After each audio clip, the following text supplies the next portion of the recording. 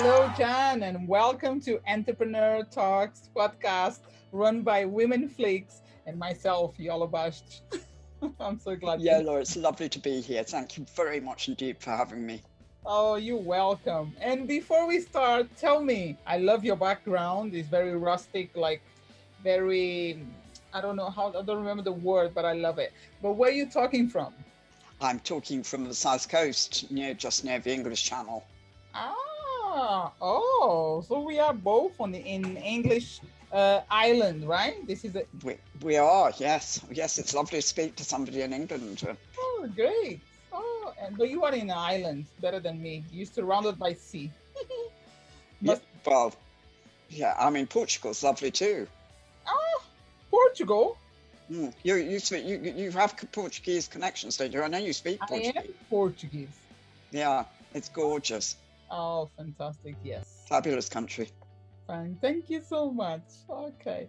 So I'm super excited to talk about your journey, your story, and let's do it. Thank you very much. What would you like to know, Yola? So tell me, how did you become an entrepreneur? And I think firstly became an entrepreneur, to be honest with you, by being completely unemployable to anyone else. I really, really hated being employed. It restricted my feeling of freedom. And I wasn't very good at it either. I hadn't trained at anything very seriously. I'd vaguely taken a speed writing course and I was whisking around trying to pretend to be a secretary, and I'd get sacked fairly regularly. And I just hated the whole setup. I totally get you. Sorry? I totally get you. I know. Okay, yeah, exactly. And by chance, I got a job working for somebody briefly, a temp job, who was doing picture research. And she was working from home.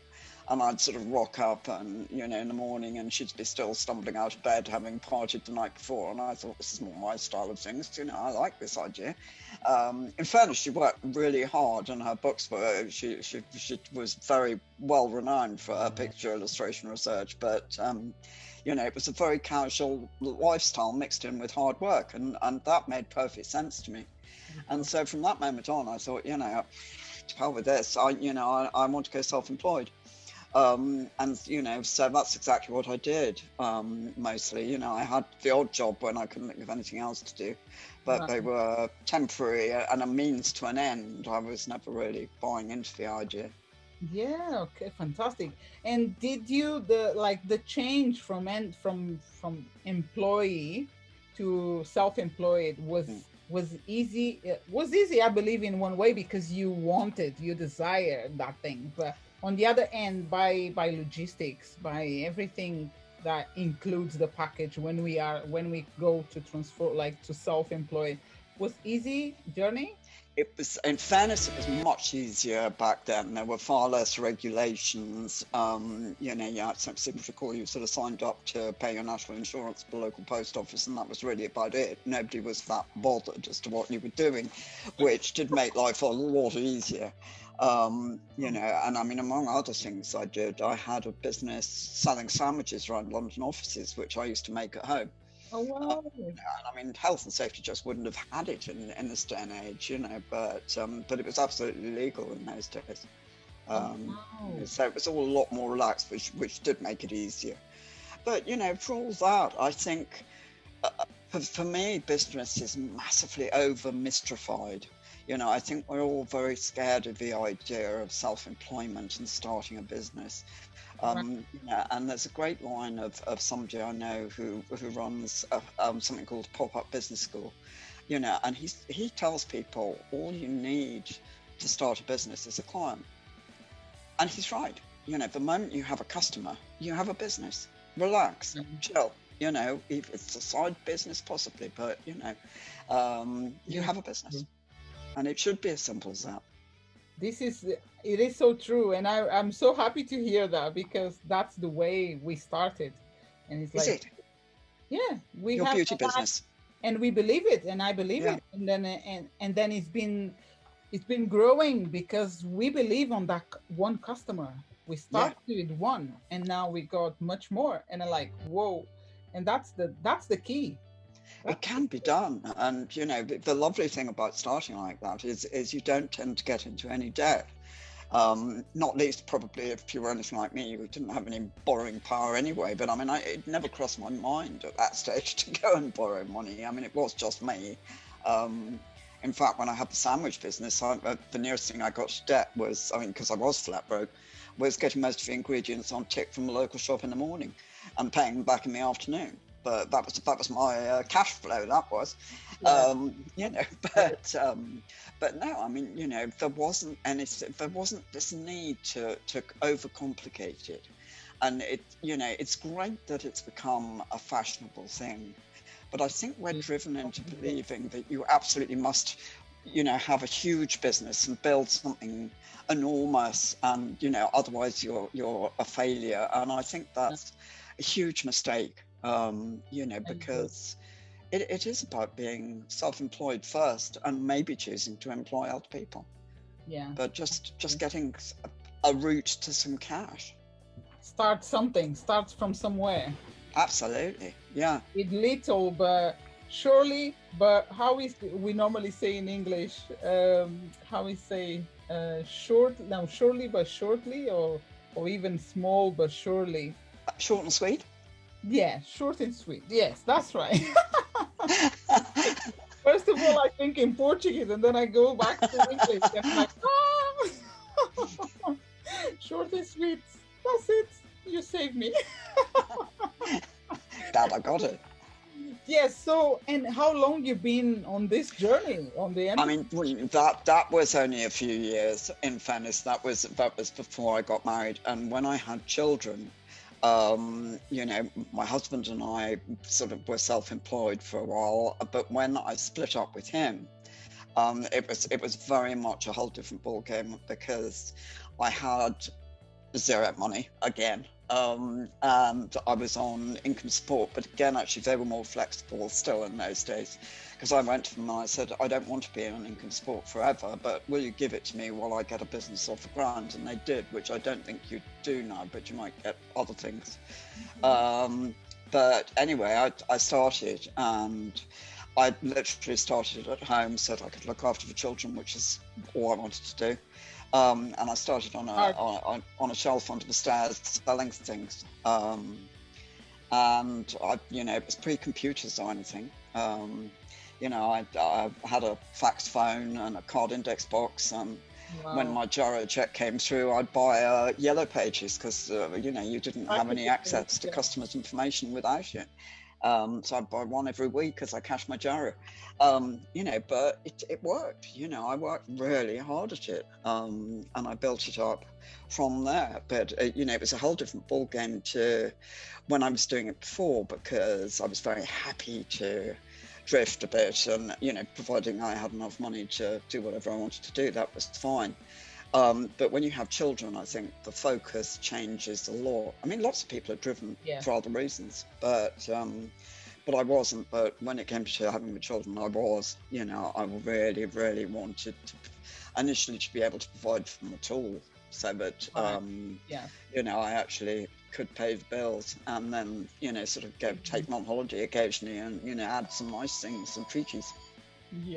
So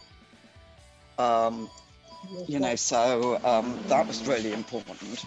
You are brave. You are a brave woman. You fight for your kids and for your business, and you manage. Did you manage? Well, it worked in the end. It wasn't a mega fast growth. It was a slow growth, but it worked. Over a period of time, it built up, because I was selling stuff to interior designers, and in the end, we started manufacturing it ourselves. Well, a couple of years in, and built it up to a what, believe it or not, from that. But beginnings built it up to a multi-million-pound turnover, which is crazy. But if you want to badly enough. Yeah. So we've been talking about entrepreneurship and how long you've been in this journey. But what is your industry? What is your industry?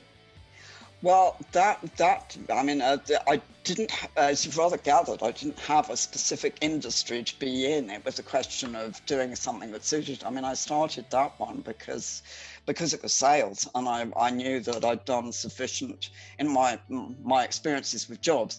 I'd done sufficient telephone sales that I could sell on the phone while I looked after the kids. So I wasn't really that interested in what I sold, providing I sold something.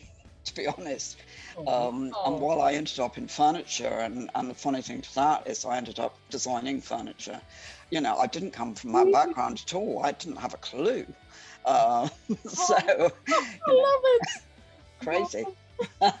But no, so it's, I mean, that was that. You know, but after a while, I mean, in the end on that, but, you know, once the kids left home, I burnt out really. You know, so I mean, I'm not involved in that anymore. I broke the business up, and some of it went bust. Some of it, the brand goes on trading now, and indeed my designs, my beautifully well-trained design work. But I went back to what I'd always wanted to do, which was write. Was what? Sorry. To write. It was my childhood dream was to write. Ironically. Okay. So that's what I'm back doing now. That's what I love about us, because we can change anytime, any hour, from industry.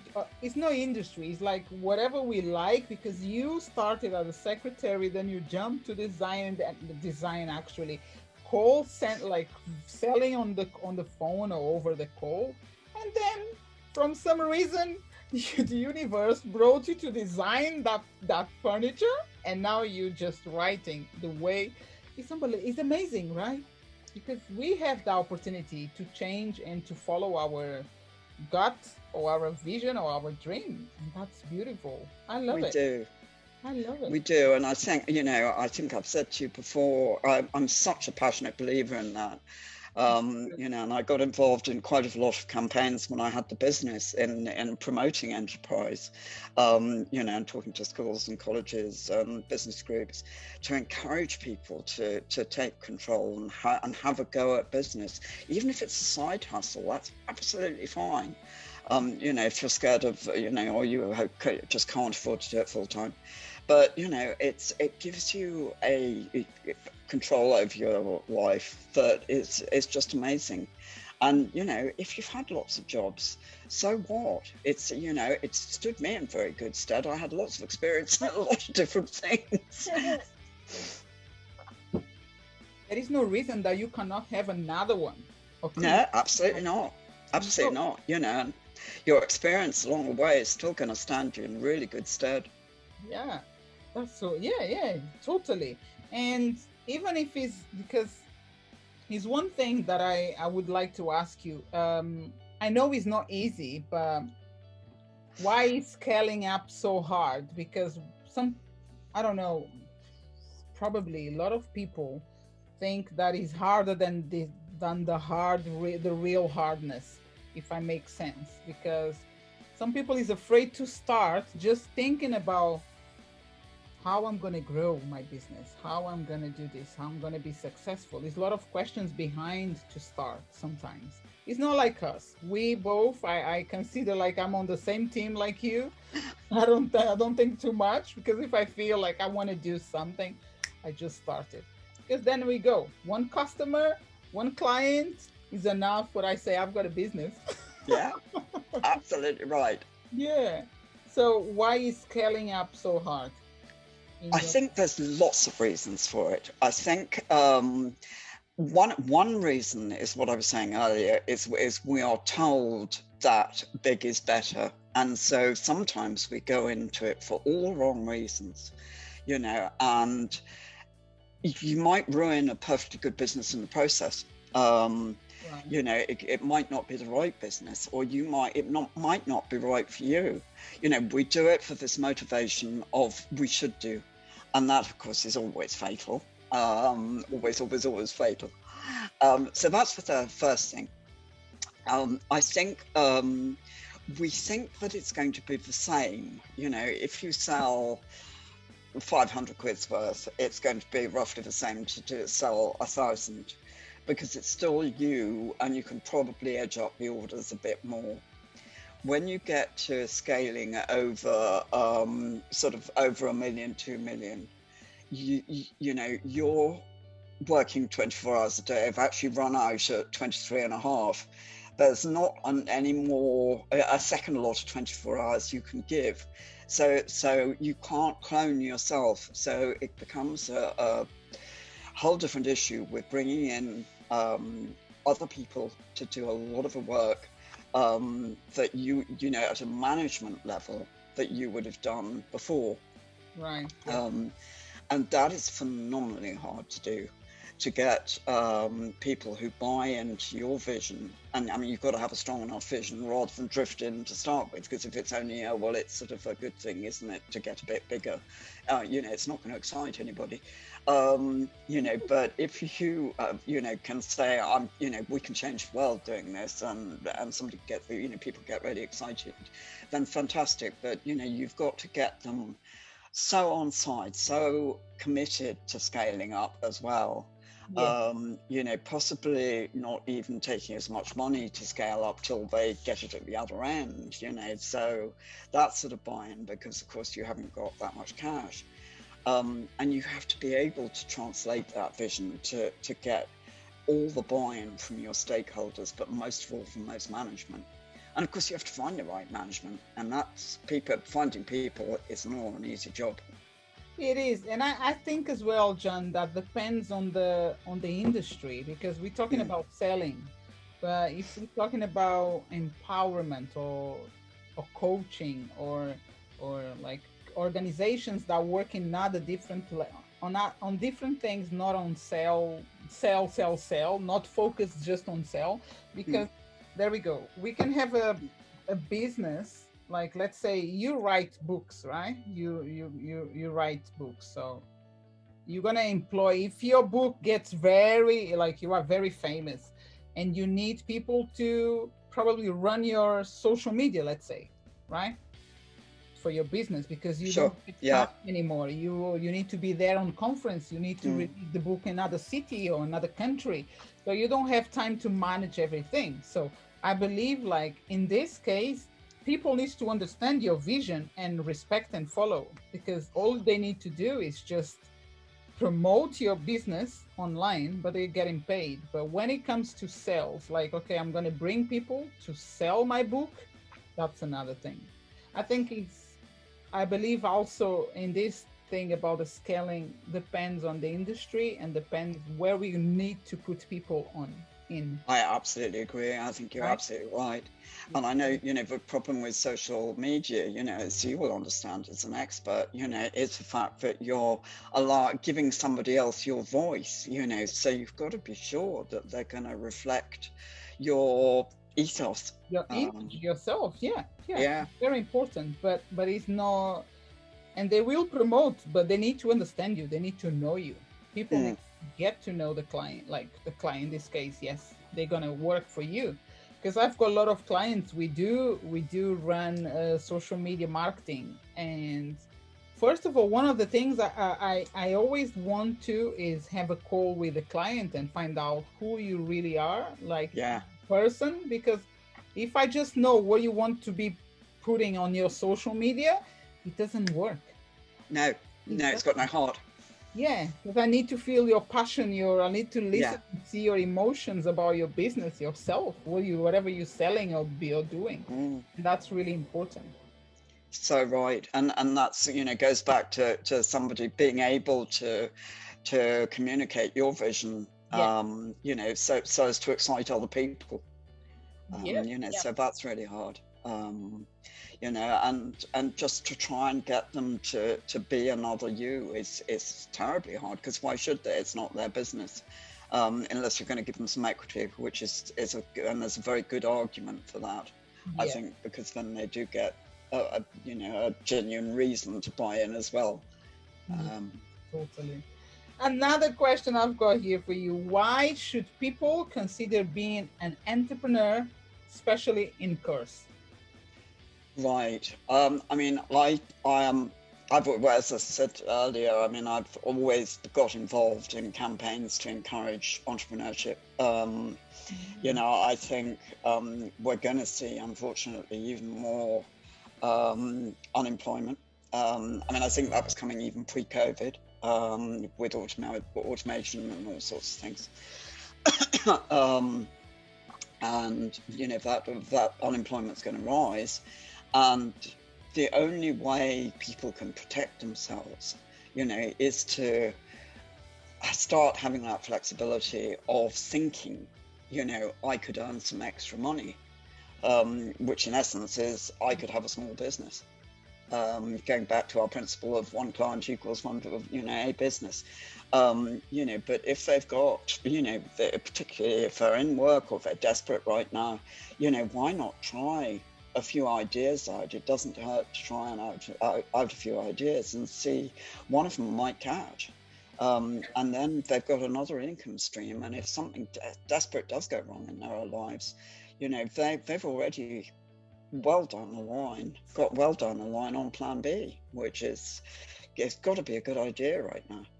Yeah, I love it. I'm with you. And I agree totally, because it's important, and especially during these times now. Yeah.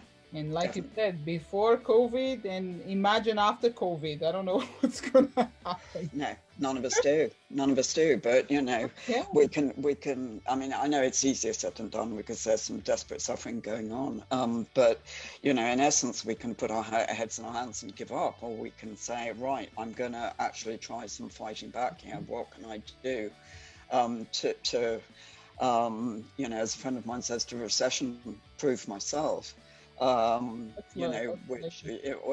Which possibly you can't entirely, but you can take some steps towards it to make sure you might have a bit of bread on the table. Yeah, that's so true. Really important. So true. And tell me about your book. Is one book or more than one already? It's one book at the moment, and it's out on the 4th of February, but it's available to pre-order from Amazon and various other bookstores now. From your W.H. Smiths onwards, I believe. And it's published by Bloomsbury. And it is about this problem of scaling up between 1 and 10 million, which is, as somebody I talked to in the book describes it, the death valley of businesses. It's that hard to get across. What is the title? What is the title of the book? Scale for Success. Scale for Success. I love it. I like it.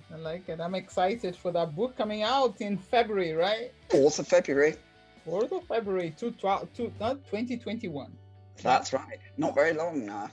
Yeah. Can you imagine? We already coming to yesterday. I was like, oh, this is November now. I know. I've been so long. Oh my gosh, it's been like I've been so long. Everyone has been so long time inside the indoors and restricted and so on. Yeah. Wow, what a year! Wow.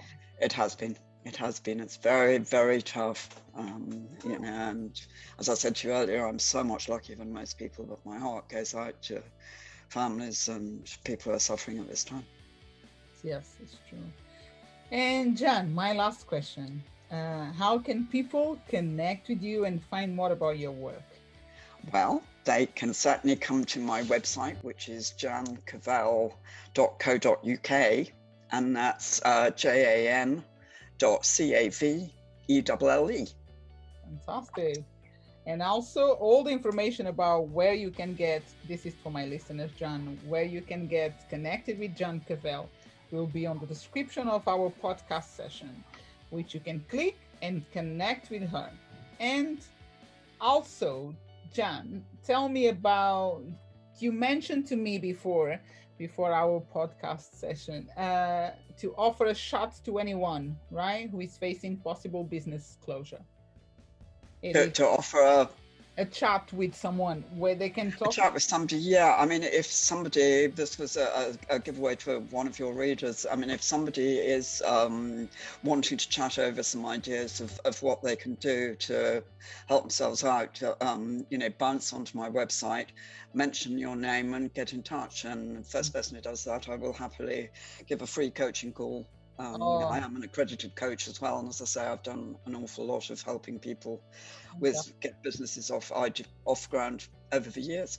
Fantastic. Thank you so much for that. So, listeners, pay attention and don't forget, jump there and talk with Jan. She will, even if they want to start a business they're thinking about, just give a call to Jan. And Absolutely, absolutely. Jan, I'm so grateful for this amazing podcast about business and scaling, and I've learned a lot, and you inspire me as well to Thank you. carry on because I love that. One client, you got a business. I love it. I It's love great. As I say, I can't take credit for it, but it's so true. Yeah, and short and sweet. This is my takeaways from our session. I'm so glad, and I hope you continuously grow your business, Thank encourage you. other people, and also write more books. Thank you, and best of luck in the beauty world. Oh, thank you as well. God bless you. You take care. And you.